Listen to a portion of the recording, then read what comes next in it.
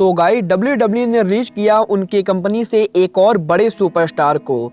Impact wrestling के इस हफ्ते के व्यूअरशिप ने एक्सेस टीवी पर तोड़े अब तक के सभी रिकॉर्ड।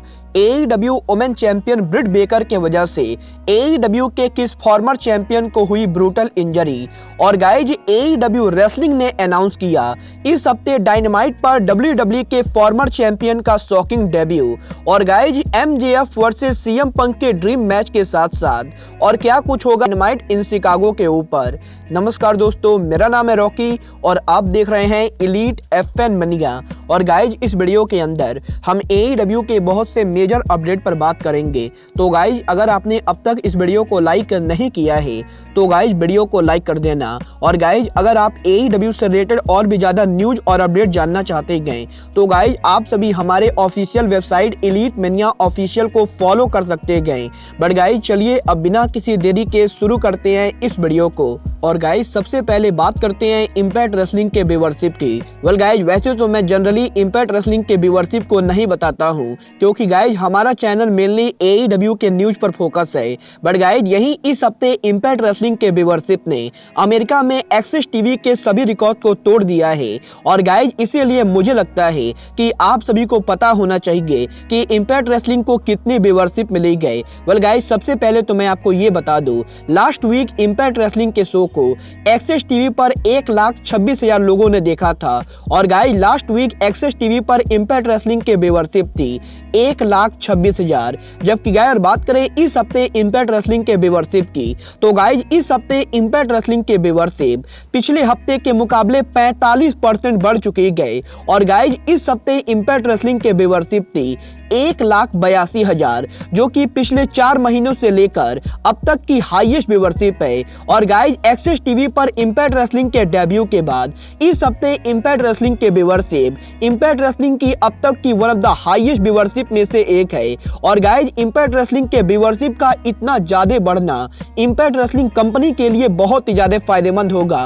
वेल गाइज मैं ये देखने के लिए बहुत ही ज्यादा एक्साइटेड हूँ कि इम्पैक्ट रेसलिंग की लगातार पॉपुलैरिटी बढ़ने के बाद इम्पैक्ट रेसलिंग के अपकमिंग शोज की व्यूअरशिप कितनी होती गई। बट गाइस चलिए अब आगे बढ़ते हैं और बात करते हैं AEW की फॉर्मर वुमेन चैंपियन रिहो की। वेल गाइस बात करें यहाँ पर रिहो की तो गाइस जैसा कि मैंने आपको ऑलरेडी बताया है कि रिहो को इस समय ब्रोकन आर्म इंजरी की वजह से रिहो ने अमेरिका को लीव कर दिया है। और गाइस रिहो उनके होम कंट्री जापान वापस जा चुके गए। और गाइस यही रिहो के इस ब्रोकन आर्म इंजरी को लेकर रेसलिंग ऑब्जर्वर ने बहुत ही बड़ा खुलासा कर दिया है। और गाइस यही रेसलिंग ऑब्जर्वर डेव मेल्जर के लेटेस्ट रिपोर्ट के अंदर डेव मेल्जर ने रिहो के इंजरी होने को लेकर बात की गई, जहां डेव मेल्जर ने कंफर्म किया है कि AEW battle of the belt special show के ऊपर जब रिहो ने उनके वुमेन चैंपियनशिप के लिए compete किया था तो गाइस यहां पर ब्रिट बेकर और रिहो के मैच के अंदर ब्रिट बेकर की वजह से रिहो को इंजरी हुई थी। और गाइस यहां पर मैच के मिडिल में रिहो के इंजर्ड होने के बाद भी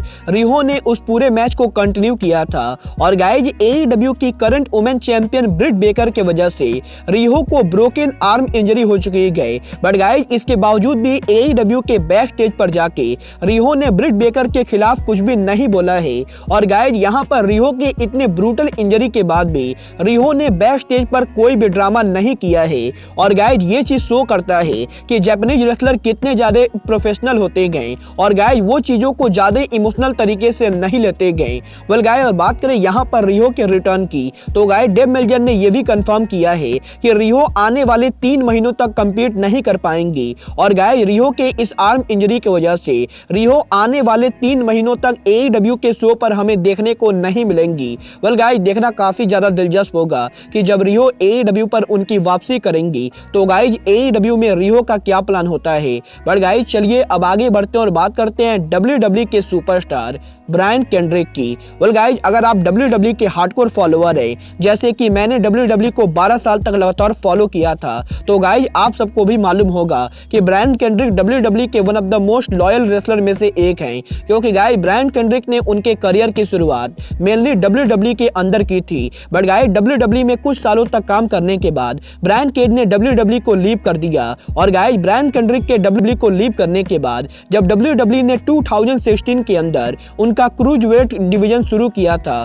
तो गाइज उस डिवीजन के अंदर ब्रायन केंड्रिक ने WWE पर उनकी वापसी की थी और गाइज तभी से WWE के अंदर ब्रायन केंड्रिक लगातार काम कर रहे थे, जो कि ब्रायन केंड्रिक ने WWE के अंदर WWE की टैग टीम चैंपियनशिप और क्रूज वेट चैंपियनशिप को भी जीता है। बट गाइज यहाँ पर ब्रायन केंड्रिक के लगातार बेकार बुकिंग के वजह से ब्रायन केंड्रिक ने WWE से उनका रिलीज मांगा है और गाइज ब्रायन केंड्रिक के रिलीज मांगने के बाद अब WWE ने ब्रायन केंड्रिक के रिलीज को ग्रांट कर दिया है। और गाइज आज सुबह रेसलिंग ऑब्जर्वर ने कंफर्म किया कि ब्रायन केंड्रिक WWE से रिलीज हो चुके हैं।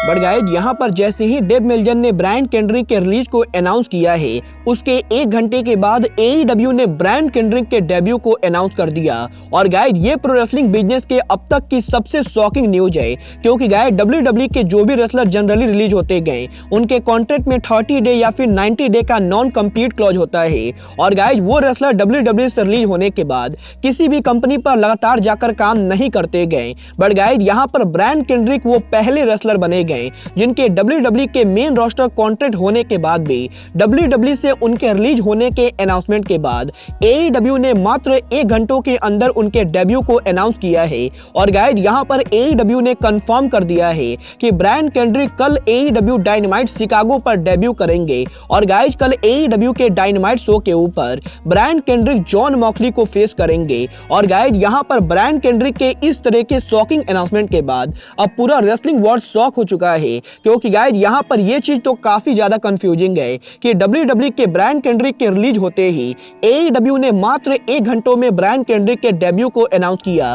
वेल गाइज आप इस पूरे मामले पर क्या कहना चाहेंगे, आप सब मुझे कमेंट करके बताइए। बट गाइज बात करें यहाँ पर AEW के इस हफ्ते के डायनामाइट की, तो गाइज जैसा कि आप सबको पता होगा AEW के इस हफ्ते का dynamite show AEW Chicago Illinois में कराने वाली गए, जो कि CM पंक का होम टाउन है। और गाइज AEW के इस हफ्ते के डायनामाइट शो के लिए AEW ने ऑलरेडी बहुत सारे बड़े मैचेस अनाउंस किए हैं, जहां पर AEW ने कंफर्म किया है कि AEW के इस हफ्ते के डायनामाइट शो के ऊपर जॉन मॉक्सली ब्रायन केंड्रिक को ड्रीम मैच में फेस करेंगे। और गाइज बात करें यहां पर इस मैच के विनर की, तो गाइज डेफिनेटली इस मैच के एंडिंग पे जॉन मॉक्सली ब्रायन केंड्रिक को हराने वाले गए और गाइज इस मैच के विनर होंगे जॉन मॉक्सली। बट गाइज इसके बाद AEW के डायनामाइट शो के ऊपर हमें AEW सिंगल मैच देखने को मिलेगा, जहां पर AEW के डायनामाइट शो के ऊपर रूबी सोहो नाइला रोज को फेस करेंगी। और गाइज पॉसिबली इस मैच के एंडिंग पे हमें काफी सारे इंटरफेरेंस भी देखने को मिले।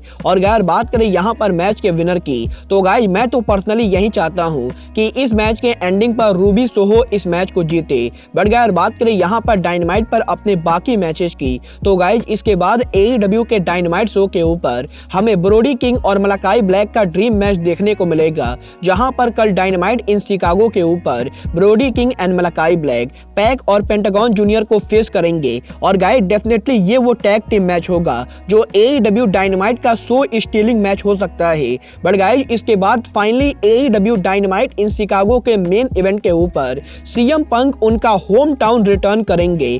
और गाइस CM पंक के होम टाउन रिटर्न मैच के ऊपर CM पंक AEW में अब तक का सबसे बड़ा मैच लड़ेंगे, जहां पर कल डायनामाइट के मेन इवेंट के ऊपर CM पंक MJF को फेस करेंगे। और गाइस डेफिनेटली इन दोनों के इस मैच के अंदर बहुत सारी इंटरफेरेंस होने वाली है और गाइस पिनैकल के मेंबर्स इस पूरे मैच में इंटरफियर करेंगे। बट गाइस क्योंकि ये मैच शिकागो में हो रहा है, तो गाइस मुझे तो यही लगता है कि CM पंक MJF को हराने वाले गए। बट गाइस अगर इस मैच के एंडिंग पर MJF CM पंक को हराते गए, तो गाइस ये चीज बहुत ही ज्यादा शॉकिंग होगी, क्योंकि गाइस अगर कल CM पंक हारते गए तो गाइस AEW में CM पंक का अनडिफीटेड स्ट्रीक एंड होने वाला है। और गाइस मैं तो बिल्कुल भी नहीं चाहता हूं कि CM पंक का अनडिफीटेड स्ट्रीक इतनी जल्दी ओवर हो। वेल गाइस आप सभी कल के डायनामाइट शो के लिए एक्साइटेड हैं या नहीं, आप सब मुझे कमेंट करके बताइए। और गाइस आपको क्या लगता है कल AEW डायनामाइट इन शिकागो पर क्या कुछ शॉकिंग चीजें होंगी,